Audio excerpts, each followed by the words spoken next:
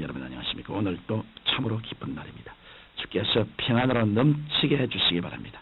저는 오늘 데살로니가전서 5장 17절의 말씀을 가지고 쉬지 말고 기도라는 제목으로 은혜를 나누고자 합니다. 예수를 믿는 사람이든지 믿지 않은 사람이든지 갑자기 어려움을 당하면 아이고 하나님 나 좀 살려주십시오 하는 말이 저절로 나옵니다. 그러나 정말 하나님께 기도할 수 있는 사람은 하나님의 아들 예수 그리스도를 구주로 모신 사람뿐입니다. 그 이외에는 하나님께 기도할 자격이 없습니다.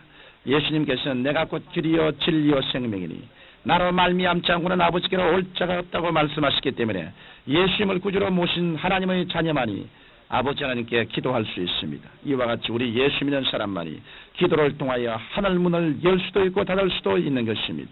예수님께서는 내 이름으로 무엇이든지 내게 구하면 내가 시행하리라고 말씀하셨고 또 지금까지는 너희가 내 이름으로 아무것도 구하지 아니하였으나 구하라 그리하면 받으리니 너희 기쁨이 충만하라고 말씀하셨습니다. 그러므로 우리들은 때를 얻든지 물었든지 예수 그리스도 이름으로 기도해야 합니다.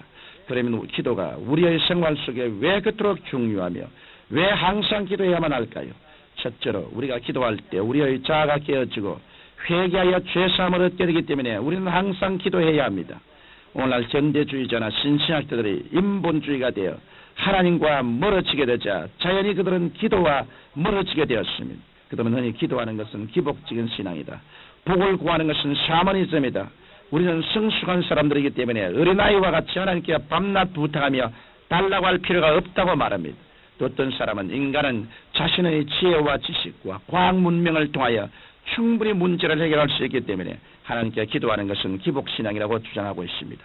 그러나 이런 사람들이 진실로 하나님 중심의 신앙을 가지려면 기도해야 합니다. 기도해야 자아가 깨어지고 회개하게 되는 것입니다. 우리가 기도하면 제일 먼저 확인이 드러나는 것이 죄의 문제입니다. 우리가 기도하기 위해 하나님 앞에 엎드리면 성령께서 하나님께 불순종하고 불신앙한 것을 깨우쳐 주시고 따라서 우리는 그 죄를 고백하고 자복하게 되는 것입니다. 기도하지 않을 때는 죄를 고백하거나 자복하지 않습니다. 그 때문에 우리의 심령을 깨끗이 씻기 위해서는 늘 기도해야만 하는 것입니다. 죄는 우리가 하나님과 교통하는 것을 가로막습니다. 이것은 마치 자식이 부모에게 거역하면 자식은 자식이지만 부모와의 참된 교통이 끊어지는 것과 같은 이치입니다. 우리가 예수님을 구주로 믿어 거듭나고 하나님의 자녀가 되었을지라도 우리의 자아가 그대로 살아서 하나님께 죄를 지으면 하나님과 교통할 수 없는 것입니다. 성경 이사야서 59장 1절로 2절에 여호와의 손이 짧아 구원치 못하심도 아니요 귀가 둔하여 듣지 못하심도 아니라 오직 너희 죄악이 너희와 너희 하나님 사이를 내었고 너희 죄가 그 얼굴을 가리워서 너희를 듣지 않게 하심이라고 말씀하고 있습니다. 이와 같이 우리가 죄를 가지고서 하나님께 아무리 부르셔봤자 소용이 없습니다. 그러므로 우리는 기도함으로써 자아를 깨뜨리고 죄를 정복하여 늘 깨끗한 심령으로 하나님과 교통할 수 있어야겠습니다. 둘째로 기도는 하나님과의 영적 대화이기 때문에 우리는 항상 기도해야 합니다. 아무리 가까운 사람이라도 대화가 끊기면 그만 서먹서먹해지고 맙니다. 요사이 이혼율이 급증하는 것은 부부지간에 대화가 끊겼기 때문입니다. 요사이 문제가 많이 생겨나는 것도 부모가 너무 바빠서 자녀와의 대화가 끊기고 집이 기숙사처럼 되어버리기 때문입니다. 마찬가지로 우리가 하나님 아버지와 기도를 대화하지 않으면 하나님과의 원만한 관계가 이루어질 수 없는 것입니다. 그러므로 우리는 항상 아버지 하나님과 기도로 대화해야 합니다. 우리가 기도를 해야 마음이 훈훈해지고 하나님 아버지의 자비하신 모습이 우리 마음속에 가득해지며 하나님의 평화가 영광이 넘치게 됩니다. 이 세상의 부모님들도 마찬가지입니다. 명절에 자식들이 부모를 찾아가면 기뻐하는 이유는 자식들이 가지고 간 선물 때문이 아니라 오랜만에 마주 앉아 허심탄회하게 대화를 나눌 수 있을 때 그때가 즐거운 때인 것입니다. 이와 같이 하나님께서도 우리와 사랑으로 정을 나누며 대화하기를 원하고 계십니다. 기도는 우리가 하나님과 사랑의 대화를 나눌 수 있게 해주는 도구인 것입니다. 구약 성경에 보면 이스라엘 백성들이 하나님과 대화를 하지 않고 우상만 섬기자 하나님께서는 택한 백성임에도 불구하고 이스라엘 백성들을 바벨론의 포로로 잡혀가게 방치해 두셨습니다. 하나님께서는 이스라엘 백성들이 포로가 되었으라도 하나님께 돌아와 대화하기를 원하셨던 것입니다.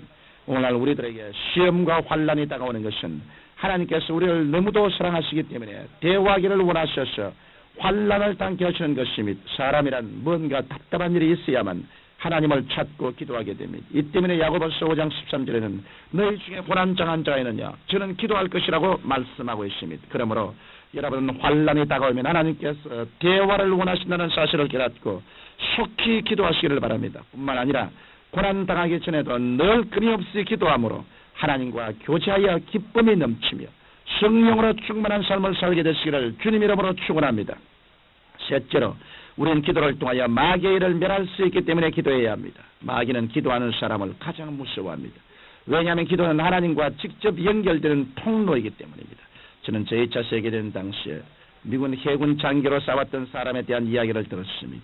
그 사람의 말에 의하면 전쟁 중 가장 무서웠던 것은 일본의 가미가세 자폭 비행기였다고 합니다. 그 비행기는 배를 공격할 때 제일 먼저 배의 안테나를 파괴하여 통신을 막은 다음에 공격한다는 것입니다. 그러면 배가 침몰당하지 않을지라도 통신이 두절되어 크게 어려움을 겪게 된다는 것입니다. 일선에서 전쟁을 할 때도 제일 먼저 통신병을 직접 사격하라고 가르칩니다. 왜냐하면 통신병이 자꾸 후속 부대에게 연락을 해서 증언부대를 보내라고 하면 전쟁을 이길 수가 없기 때문입니다. 그래서 마귀도 하나님의 통신병인 기도하는 성도를 가장 미워합니다. 교회도 기도하는 교회는 마귀가 달라들어 교회를 회파하려고 합니다. 다니엘은 21일 동안 기도해서 하나님의 응답을 받았습니다. 일주일 기도해서 응답이 없자 2주일 기도하고 또 2주일 기도해도 응답이 없었지만 기도를 포기하지 않았습니다. 그러나 21일 만에 천사가 와서 첫날에 너희 기도가 하늘에 상달되었으나 공중에 권세 잡은 바사고 광들이 나를 막아 쏘지 못했다. 그러나 마지막 날 군장 미카엘이 와서 나를 도와주므로 원수의 진을 해치고 응답을 가지고 왔다고 말했던 것입니다. 이러므로 여러분들이 마귀의 진을 회파하기 위해서는 끈기 있게 기도해야 합니다. 그럴 때 여러분의 개인 문제, 가정 문제, 생활 문제, 자녀 문제로 여러분을 괴롭히는 마귀의 모든 일이 멸해지고 여러분의 개인이 살고 가정이 살고 교회가 살고 나아가 사회와 국가가 사는 역사가 일어나게 되는 것입니다. 청취자 여러분, 우리가 기도할 때 우리의 자아가 깨어지며 하나님과의 깊은 교제가 이루어지고 마귀의 진이 회파되고 천국의 역사가 나타납니다. 뿐만 아니라 기도는 기도하는 사람에게 하나님께서 하늘문을 열 수 있는 열쇠를 주십니다. 그래서 우리가 기도로 땅에서 매면 하늘에서 매일 것이요 땅에서 풀면 하늘에서도 풀릴 것입니다. 그러므로 여러분은 주야로 부르시어 기도하고 결코 낙심하지 마십시오. 그러면 위대한 하늘나라의 영광이 기도를 통해서 여러분의 생애와 환경에 넘쳐나게 될 것입니다. 사랑하신 아버지 하나님, 우리에게 기름 부어주셔서 기도할 수 있는 힘을 주시옵소서. 기도를 잃어버리면 우리의 신앙은 힘을 잃어버리고 물러갑니다.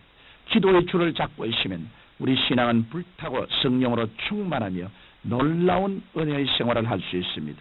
아버지여, 기도할 수 있도록 도와주옵소서. 예수님 이름으로 기도드리옵나이다. 아멘.